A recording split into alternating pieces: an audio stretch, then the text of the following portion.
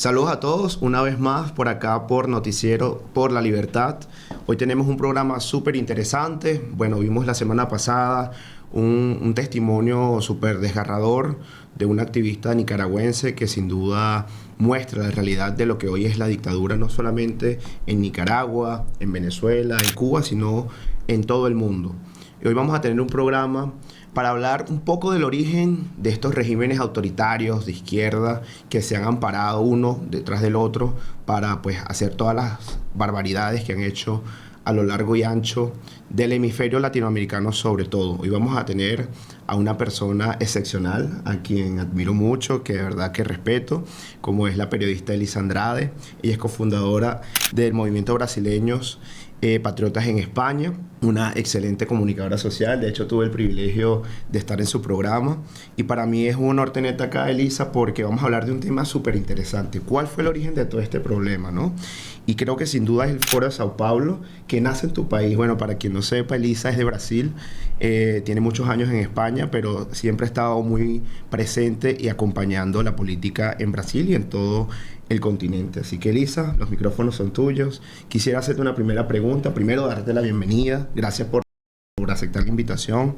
Este es un espacio que está llamado a hablar sobre los derechos humanos, sobre la libertad, y creo que tú eres una importante referencia de eso aquí en España y de tu país, y por eso me siento honrado de tenerte acá con nosotros.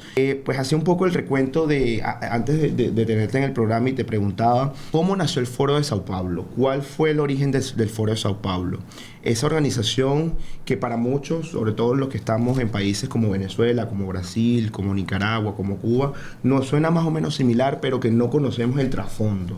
¿Por qué nace el Foro de Sao Paulo? ¿Quiénes fueron sus principales promotores? ¿Y qué ha logrado esa articulación de actores políticos en el hemisferio latinoamericano? Bienvenida, Elisa. Pues muchas gracias por el espacio. Un gusto estar aquí. Tú estuviste hace poco en mi programa en la radio también.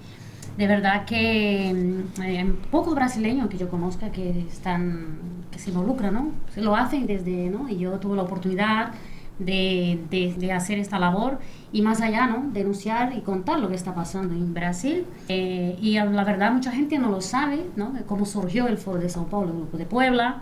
Mucha gente cree que Fidel Castro es el principal, no lo es. Es que desde la caída del muro de Berlín, Lula da Silva, en julio de 1989 y 90, sí. Entre un año y el otro, la caída del muro, ellos idealizó este proyecto totalitario de poder, de controlar toda Latinoamérica, pero no solo toda Latinoamérica, luego los otros continentes también. Y a partir de ahí surgió este proyecto de poder, de la patria grande que tanto decían, ¿no? Que al final fue donde surgió todas las narcodictaduras, donde muchos de ellos, como Chávez, Lula, Castillo, Correa, Ortega, Daniel Ortega, formaron una base fuerte en aquel momento, a pesar que han perdido bastante. No creo que han perdido fuerza, todo lo contrario. Han perdido fuerza, pero como está en el poder, la fuerza a ellos les da igual, porque ya tienen el arma del poder en las manos, ¿no? Okay. Como pasó en Venezuela. Entonces mucha gente, yo hablaba con algunos cubanos, y ellos no sabían que Lula da Silva era uno de que había idealizado este proyecto del Foro de Sao Paulo. Y muchos se han sorprendido. Entonces he dicho, pero yo creía que todo había sido un plan de Fidel Castro, ¿no? Lula era muy afín a Fidel Castro, muy afín.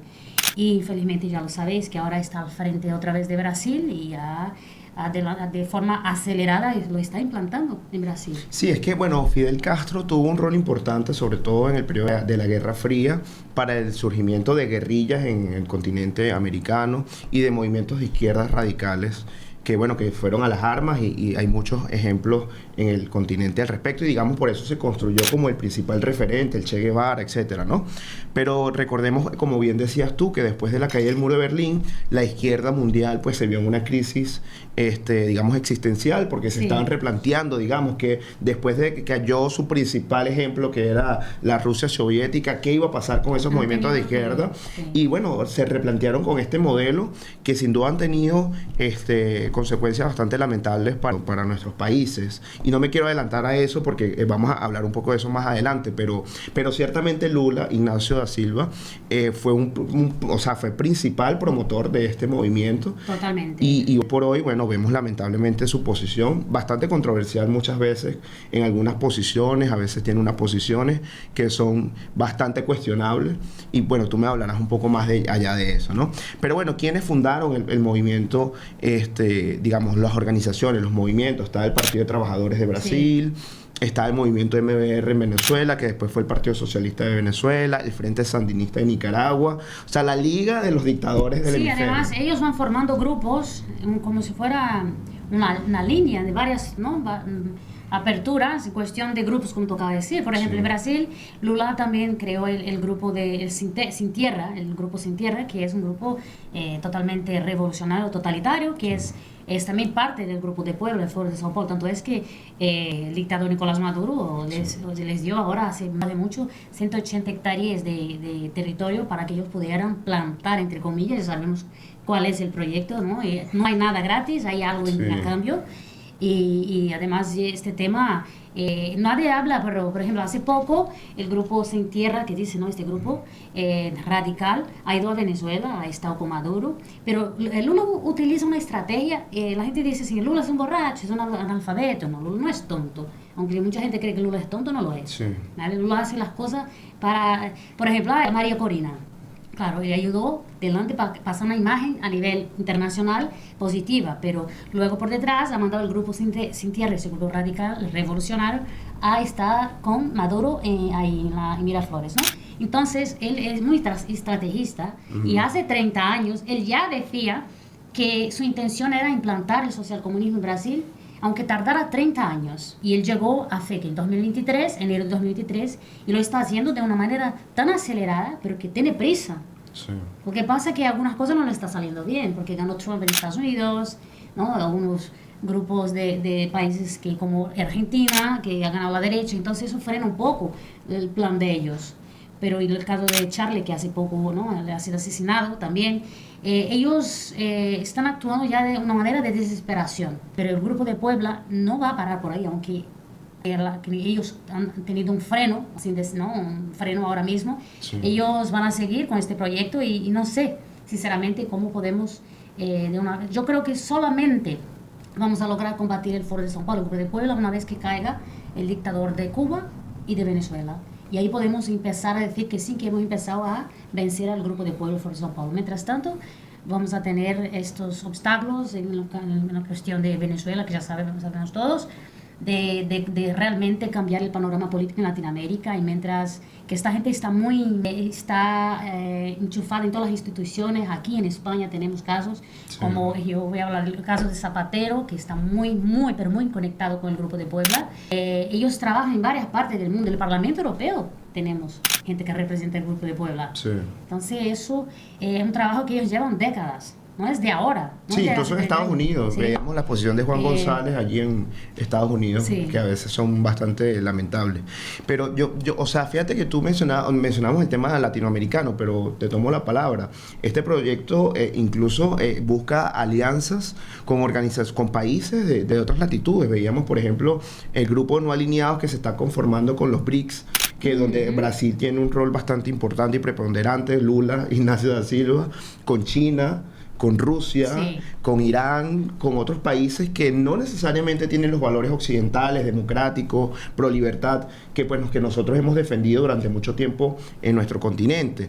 Y vemos que esa alianza se está cada vez como consolidando un poco para hacerle frente a Occidente. Pero por otro lado, a través de distintos mecanismos, a través de sobornos, a través de la corrupción, que más adelante vamos a hablar de eso, cómo ha ido permeando la institucionalidad de distintos países, en Europa, en Estados Unidos, y vemos visibles voceros defendiendo precisamente esos intereses de estos actores que lideran el Foro de Sao Paulo y el Grupo de Puebla.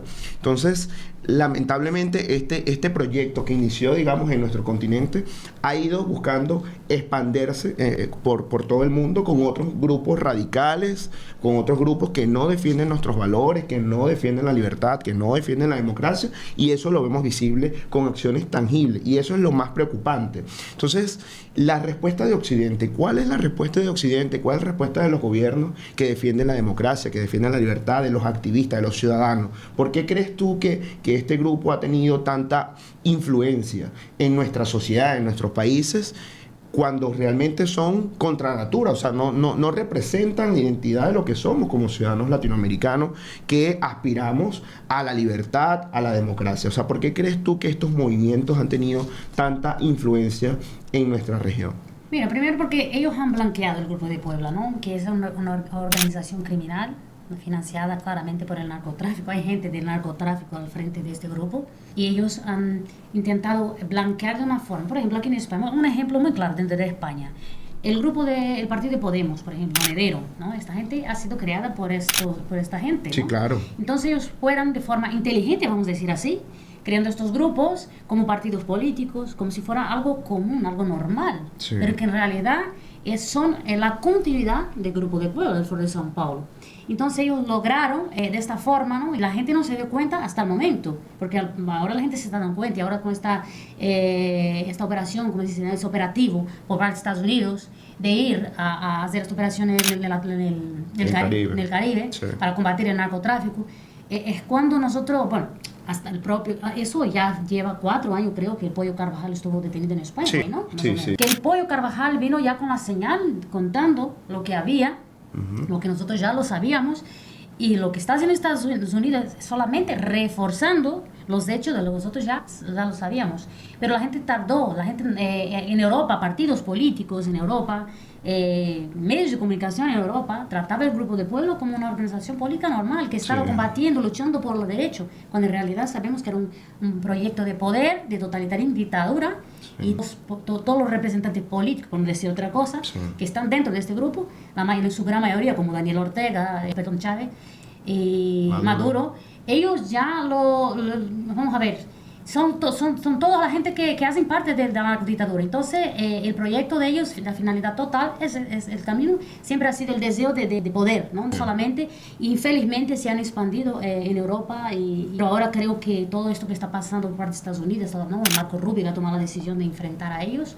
Yo creo que ellos están un poco, no voy a decir que tienen miedo, ¿no? Pero que sí que están un poquito más preocupados, pero eso no cambia que ellos echen atrás en ningún momento. Perfecto, sí, no, y las pretensiones, yo creo que ellos iniciaron, un poco apelando a los inicios, a esas banderas de la izquierda, de la reivindicación social, del ascenso de las personas más vulnerables, la reivindicación de derechos, bueno, el derecho de las mujeres, de todos estos grupos, y se amparó de todo este tipo de movimientos sociales que hay en nuestros países para hacerse del poder. Ya una vez en el poder, ya esas banderas que en algún momento alzaron precisamente para llegar al poder, bueno, fueron dejadas a un lado y empezamos a ver las prácticas totalitarias en cada una de sus acciones. Entonces usaron la misma institucionalidad de los países para aferrar sus dictaduras, destruyeron la institucionalidad democrática en cada uno de estos países,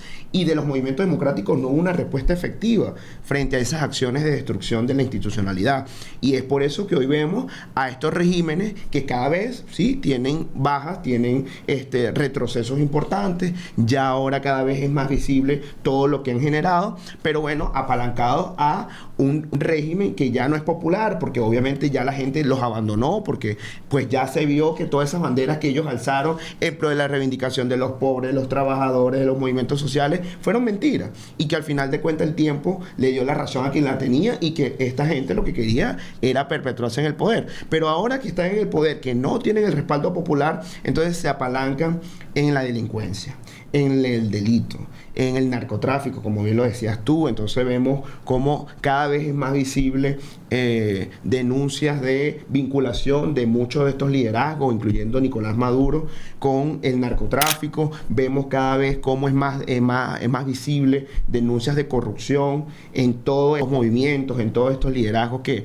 representan el Foro de Sao Paulo, el Grupo de Puebla, y cómo cada vez más vemos las vinculaciones con grupos guerrilleros, vemos las vinculaciones relación abierta que tienen con la FARC, con el ELN. Entonces, ahora esto pasó de ser un grupo político a una corporación criminal. Totalmente. Que yo creo que ahí es donde hoy está puesta el acento en la I. Hoy, lamentablemente, este grupo pasó de ser un grupo reivindicativo, con banderas de izquierda, a un grupo criminal. Y es preocupante, como bien decías tú, cómo organizaciones multilaterales, organizaciones políticas, hoy reciben a estos dirigentes como unos demócratas más, como unos practicantes más de la libertad, cuando más bien ellos han mancillado la libertad y hoy conspiran con el mundo libre y democrático como el que conocemos en el hemisferio occidental, incluso con acciones concretas, con alianzas con países que no necesariamente son democráticos, que no necesariamente respetan las libertades, como Rusia, como China, como Irán y como en todos estos países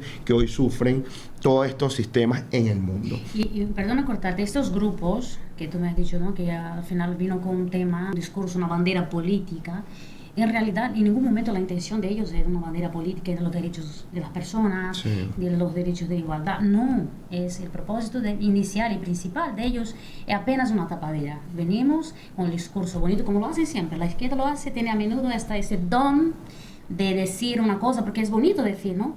Estuvo una época con el tema ambientalista, no sé, que no tiene nada que ver con lo que estamos hablando. Ahora están utilizando Gaza, para poder levantar la bandera, pero con el propósito de seguir implantando su totalitarismo, su política de totalitarismo. Y ellos utilizan su grupo, como he dicho, el grupo Sin Tierra, que es este que ha ido a Venezuela, que Lula, muy guay, Lula acogió a los representantes de María Corina en la embajada, dio apoyo a Argentina, porque no le quedaba otra hacer esto. Claro. No O sea, quedaba juegan en otra. distintos tableros, digamos. Porque ¿cómo se dice? No sé cómo se dice ahora. Él da una hostia y luego le pasa la mano como una caricia. Claro. Porque él sabe hacer las cosas del juego. Okay. Él sabe hacer los juegos perfectamente. Sí. Porque en el momento que le ayudó, supuestamente, le ayudó, ¿no? De una forma, tenía que quedar bien con Claro. los órganos internacionales. Claro. Pero a la vez nadie lo sabe que él mandó su grupo de radicales, extremistas, revolucionarios, que es el grupo Sin Tierra, y que fue a hacer una visita a Maduro. Sí. Ese grupo fue formado por Lula, ¿entiendes? Sí. Y luego Maduro le ofreció como 180.000 hectáreas de territorio para que ellos pudieran plantar. No, hacer entrenamientos de guerrilla es lo que van a hacer ahí, porque son gente peligrosa, peligrosa.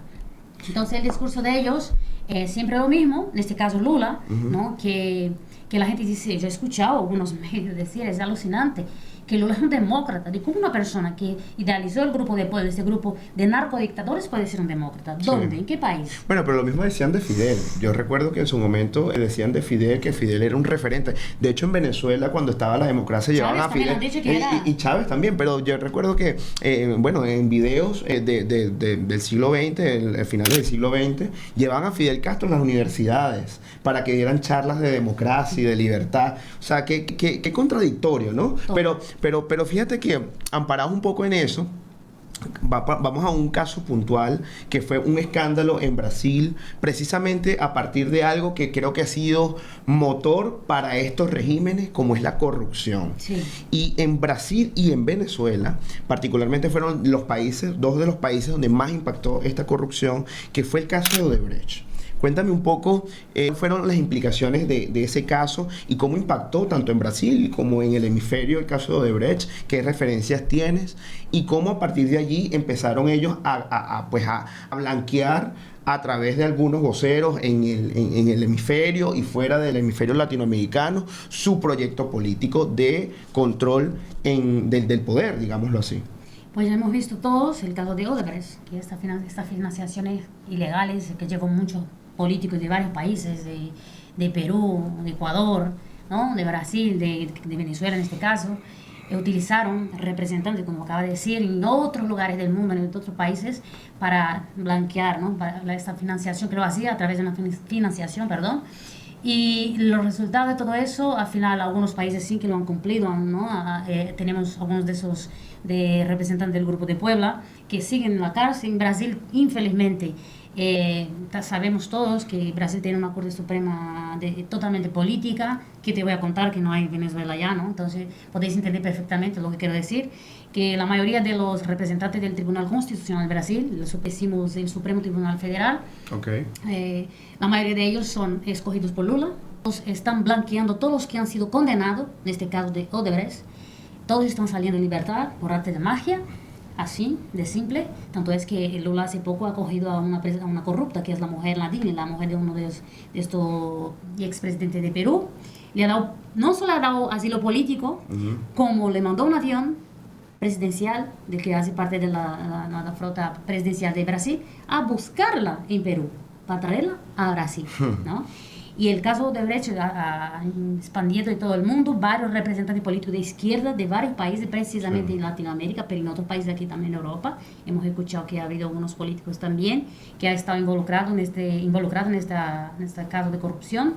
Y es el principal y el tema principal de la izquierda, ¿no? Financiaciones ilegales a través del narcotráfico, en fin, por todos los medios. Y este caso pues, fue muy polémico en la época, pero ahora no se habla mucho, infelizmente, ¿no? Perú tiene algunos de esos políticos que siguen en la cárcel, pero parece que la gente se está olvidando de eso, ¿no? Y ellos se están reinventando a través, como he dicho hace un momento, el caso de Pollo Carvajal, que le contó aquí en España, ¿no? Que varios partidos de izquierda, no solo en Brasil o otros países de Latinoamérica, pero aquí en España tenemos algunos partidos políticos que fueron financiados claramente por el narcotráfico, ¿no? Y es lamentable porque se supone que España es un país, ¿no? demócrata, es un país de desarrollo muy avanzado, y que tengamos un partido totalmente alineado con el régimen del chavismo. Es muy preocupante eso. Sí, es que yo creo que el reto que tenemos en este momento, más allá del esfuerzo que estamos haciendo de articular esfuerzos entre los defensores de la libertad y la democracia en el mundo, es cómo enfrentamos estos regímenes híbridos, porque ya no son dictaduras clásicas como se vive en el siglo XX, dictaduras militares, dictaduras que, bueno, que tenían un esquema bastante claro y determinado y habían formas y mecanismos de poder combatirlo. Es que tienen distintos frentes. Fíjate lo que mencionabas tú, que Lula, por un lado, le da una hostia para los que nos están escuchando en España, es una bofetada a los dirigentes o a los dictadores como tal, pero por otro lado le acaricia y le pasa la mano. Pero también vemos que dentro de ese mismo grupo de Puebla o del Foro de Sao Paulo, donde está Lula, está por ejemplo Ortega.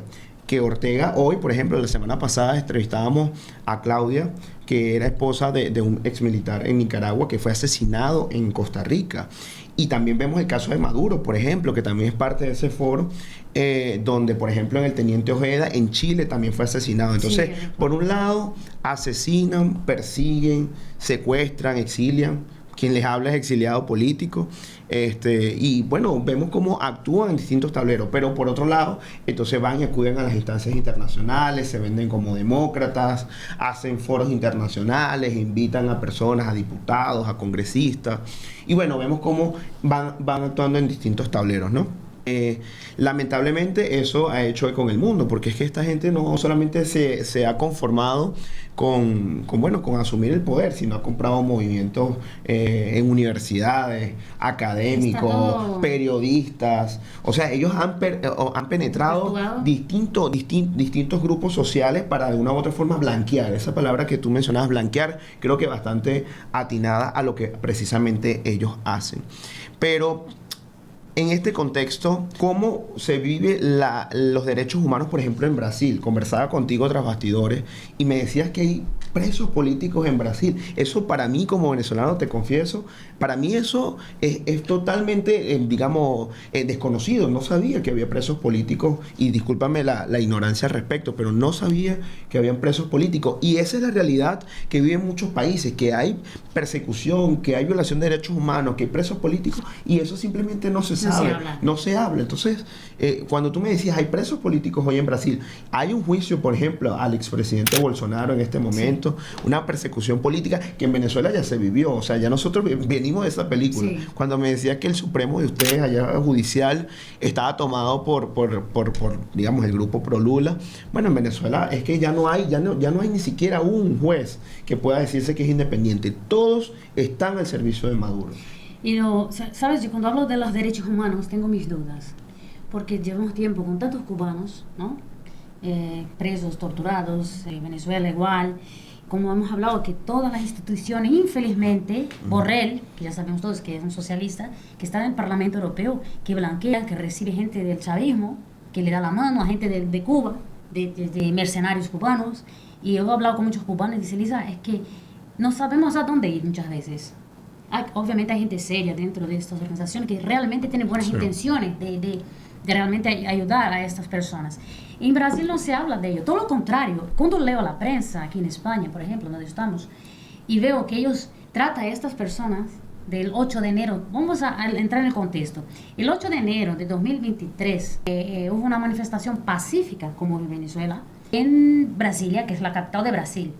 Pasó las elecciones, Bolsonaro el 28 de diciembre pasó el mando de las fuerzas a Lula, como debería ser, pasó mucho antes de lo que tenía que hacer, ¿no? Porque él quería irse a Estados Unidos y lo pasó los mandos de la fuerza, de la marina, de la aeronáutica a Lula. Entonces el 8 de enero, como dicen, porque están diciendo que hubo un golpe de Estado en Brasil, no encaja con la realidad, porque si Bolsonaro pasó todo el control de las fuerzas a Lula, el 8 de enero Lula estaba con control de todo, del ejército y tal. Sí. Y estos 1.500 presos, son 1.611 presos políticos que tenemos en Brasil. Esta manifestación eran personas mayores, con niños, que han ido a la manifestación. No había armas, a blanca ni ningún tipo de arma. Ahora te pregunto, un domingo, donde no hay nadie, porque no hay seguridad, porque es un domingo, la gente está tranquila, está con su familia, había esa manifestación. ¿Cómo que una persona va con sus hijos, con personas de 65, 70 años a una manifestación de un golpe de Estado? Pregunto. Bueno, para empezar, los golpes de Estado los militares, ¿no? Y recuerda mucho lo que pasó en Venezuela, en este caso, que Maduro en su momento se inventaba yo sufrí un atentado para justificar la persecución. Y es lo que pasó en Brasil. Y otra cosa, el juez que ha condenado a Lula, que se llama Flávio Dino, que fue gobernador de una provincia del noreste de Brasil, se ha dicho declaradamente que es comunista y que tiene orgullo de ello, ¿vale? Pero no solo eso, en los mítines de 2022, antes del año electoral de Brasil, él subía en los mítines con Lula y atacaba a Bolsonaro, hacía política. Y él ha condenado a Bolsonaro el otro día, diciendo que Bolsonaro ha cuestionado las elecciones. Pero si hace más de 10 años tú también cuestionó las elecciones en tu provincia. Es una hipocresía total. Y Bolsonaro hay gente que le cae bien o mal, pero Bolsonaro es un perseguido político, un preso, porque es el único opositor real en Brasil que puede ganar las elecciones el año que viene. Sí. Bueno, pasó mismo, lo vimos con María Corina, con Yanine Áñez en Bolivia también. Sí. Ha pasado con Macri también, creo que pasó en su momento en Argentina. Sí. Es decir, un linchamiento judicial, utilizar la justicia al servicio de ellos para sacar del paso a los posibles contendores políticos que le pueden hacer frente y que tienen un verbo un poco más claro, diáfano, con respecto a su posición política. También pasó con nosotros, con Leopoldo López, el dirigente de Voluntad Popular, que hoy también está exiliado aquí en España. Es decir, no es algo nuevo. Lo decía Claudia Vargas, la activista nicaragüense que entrevisté la semana pasada. Es como un manual del dictador y se lo van pasando país tras país y lo van replicando, lo van tropicalizando, lo van adecuando a sus países, pero más o menos el mismo esquema. Tú revisas la acción de lo que ocurre en Venezuela, lo que ocurrió en Nicaragua, lo que tú nos comentas de Brasil, que me solidarizo contigo y con todos los familiares de los presos políticos en Brasil, así como también me solidarizo con los venezolanos, con los cubanos, con los nicaragüenses, porque eso tiene que ser causa común. Pero tú revisas las acciones de todos estos, de todo el Foro de Sao Paulo, y al final terminan actuando igual. Entonces, ¿cómo es posible que el mundo no haya abierto los ojos completamente frente a esta realidad? O sea, ¿por qué tanta? O sea, si bien ellos, como lo mencionábamos, a través de la corrupción, han buscado, pues, financiar distintos actores que blanqueen su posición política. Pero, a ver, el ciudadano común, o sea, ¿qué falta para que el ciudadano común despierte y termine de dar, pues, el traspiés a esta gente que lamentablemente nos ha hecho tanto daño? Una cosa importante, antes que me pase, es que los medios de comunicación también son cómplices. ¿Por qué te digo eso?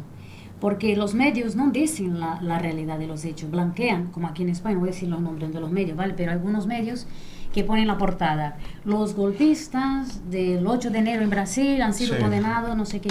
Por ejemplo, el caso de Débora Rodríguez, que es una de las presas políticas, una peluquera, que es de la iglesia esa adventista, no sé si tienen en Venezuela, que ella escribió con pintalabios una estatua en Brasil. Eso fue el delito que ella cometió y ha sido condenada a 14 años de prisión, ¿vale? Y los medios de comunicación, en vez de hacer su labor, lo que hacen es blanquear. ¿Y por qué mucha gente no sabe que en Brasil tenemos 1.612 presos políticos? Claro, porque los medios que deberían hacer su trabajo, ¿no? Deberían ser críticos, porque hay personas inocentes, ¿eh? Y otra cosa, todo lo que pasó en Venezuela en su momento, que la gente no ha hecho nada, los medios también no daba visibilidad en aquel momento. O ahora sí, porque no queda otro camino. Claro. Pero antes se callaban. También. Sí. ¿Entienden? Principalmente cuando estaba Chávez. Ellos se callaban y blanqueaban, ponían los medios. Mira, que Maduro fue atacado, entonces él va a poner los... Es algo normal para él. Lo hacían, lo transformaban aquello en las portadas de los medios como algo normal.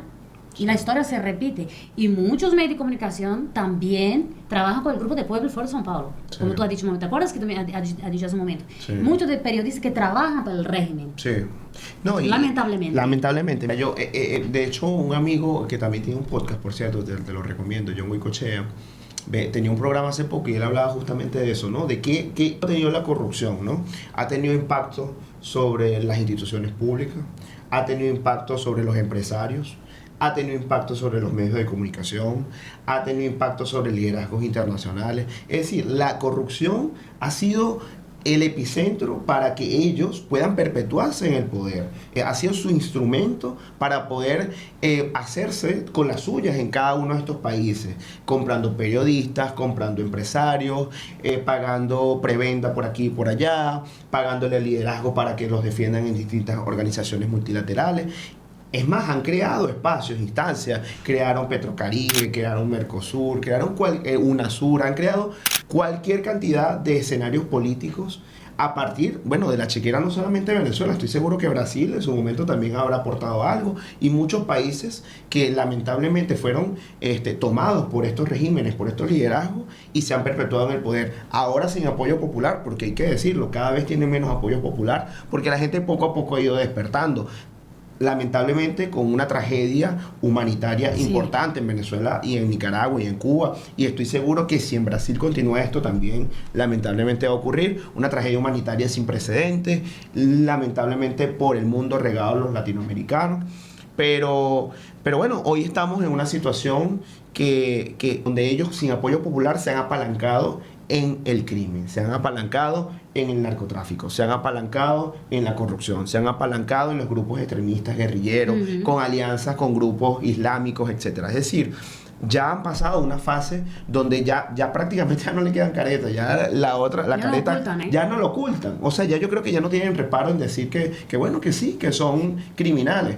Y lo veíamos ayer, por ejemplo, y no quiero salirme de la idea, pero veíamos unas declaraciones bastante lamentables del presidente Petro en Colombia, hablando de la coca y hablando de algunas cosas por allí. Sí, él estuvo al lado de Lula. Entonces, el mundo al revés. Entonces, quienes discrepamos de esas prácticas, entonces somos los delincuentes, somos los terroristas, somos los delincuentes, pues, los que hay que meter preso, hay que perseguir, hay que matar. Pero ellos que defienden este tipo de valores, entonces son las estrellas. Tú que has mencionado Petro ahora, en Brasil, a los de Lula, hablando, ¿viste? ¿No? El mensaje que le ha dicho a la de Lula ahí, escuchando. Él hablando que debería liberar el narcotráfico porque es una forma también que así iba a disminuir los asesinatos. Mira, así Lula escuchando. Sí. Son cínicos, la verdad que sí son cínicos. Vamos a ver que Petro es guerrillero, por decir que es un guerrillero, nunca deja de ser porque su proyecto, su discurso, valores, claro. Su discurso no ha cambiado. Totalmente. Entonces él sigue siendo un criminal. Perdona si estoy diciendo demasiado, se va a cortar luego, pero... Este espacio está abierto para eso.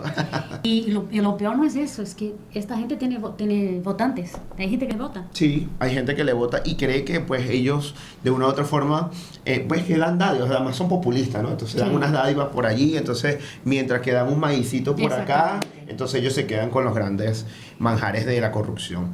Bueno, Elisa, de verdad que yo estoy encantado, agradecidísimo contigo por este debate, por esta conversación tan amena, pero yo sí quisiera que para cerrar este espacio tú envíes un mensaje de reflexión a todos quienes nos oyen a través de Noticiero por la Libertad y a través de tus portales también, estoy seguro que lo podemos replicar por allí, y a todos los que tienen estas ideas muy similares a nosotros. O sea, ¿cuál es la invitación? ¿Cuál es el llamado a la acción? ¿Cómo podemos ayudar? ¿Cómo podemos involucrarnos? Como diríamos en Venezuela, ¿cómo nuestro granito de arena para que esta situación cambie? Mira, muy importante la unidad, entender que estamos en el mismo barco.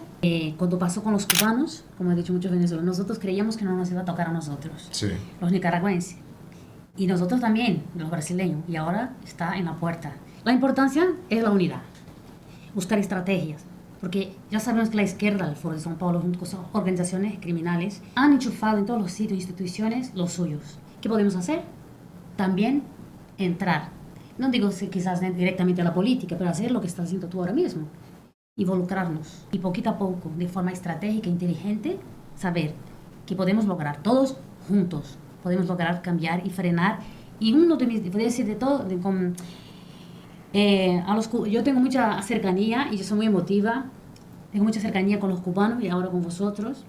Y uno de los sueños que tengo, deseo, ahora que también tenemos 1.611 presos políticos en Brasil, uno de los deseos que yo quiero despertar por la mañana y decir, Venezuela es libre, Amén. Cuba es libre. Gracias. Y que mis compatriotas brasileños puedan salir en libertad y volver a vuestra vida. Este día quiero salir a celebrar en las calles de Madrid, que es donde estamos, con alegría con vosotros. Lo celebraremos en nombre de Dios y con el esfuerzo de cada uno de nosotros. Gracias.